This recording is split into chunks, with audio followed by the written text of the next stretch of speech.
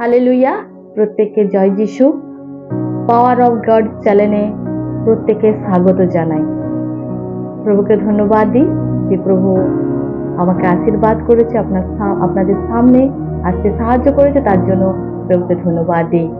আমি একটা ছোট্ট মেসেজ নিয়ে এসেছি, আর এই ছোট্ট মেসেজ আপনাদের জীবনকে পরিবর্তন করবে, এই আমার বিশ্বাস। আসছি আমরা সেই ছোট্ট মেসেজের দিকে দৃষ্টিপাত করি এবং আলোচনা করি। আমার সেই ছোট্ট মেসেজটি হলো যে প্রার্থনায় বাধা। আমাদের জীবনে কি করে প্রার্থনায় বাধা আসে, আমরা সেই বিষয়টা দেখব। কেননা ঈশ্বর মহান, তিনি আমাদের প্রার্থনা শুনতে চান, আমাদের প্রার্থনা তিনি জানেন আমরা কি চাইব। হালেলুয়া। কেননা প্রভু আমাদের প্রার্থনা শোনেন, প্রার্থনাকে স্বীকার করে, প্রার্থনায় ধ্যান দেন। কেননা ঈশ্বর ধার্মিকদের প্রার্থনা শোনেন। Hallelujah, hallelujah.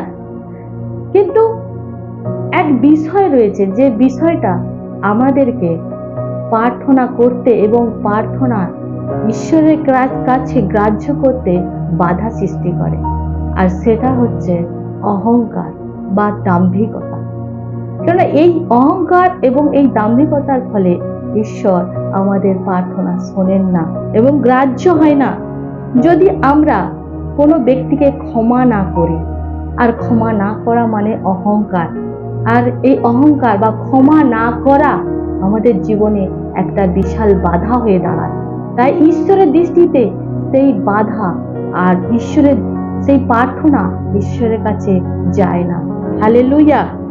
বাইবেল বলে, মথি 5:23 বলে, অতএব তুমি যখন যজ্ঞবেদীর নিকটে আপন নৈবেদ্য উৎসর্গ করিতেছ, তখন সেই স্থানে যদি মনে পড়ে যে তোমার বিরুদ্ধে, তোমার ভ্রাতার বিরুদ্ধে কোনো কথা আছে, তবে সেই স্থানে বেদীর সম্মুখে তোমার নৈবেদ্য রাখো আর চলিয়া যাও। প্রথমে তোমার ভ্রাতার সহিত সম্মিলিত হও, পরে আসিয়া নৈবেদ্য উৎসর্গ করো।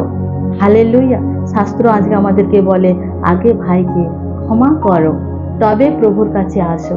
তাহলে প্রভু আমাদেরকে নৈবেদ্য, আমাদের যে প্রার্থনার উত্তর তিনি আমাদেরকে দেবেন।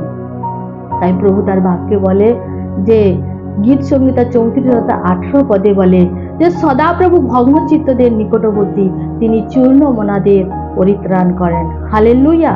যখন আমরা দিনহীন হয়ে প্রভুর কাছে চূর্ণ মনা হয়ে আসবো, প্রভু সেই প্রার্থনা ঈশ্বরের সম্মুখে গ্রাহ্য হবে। হালেলুয়া। তাই আমাদের জীবন থেকে যেন আমরা প্রভুর কাছে যখন আসি, তখন যেন আমরা সেই দিনহীন হয়ে প্রভুর কাছে আসি। হালেলুয়া।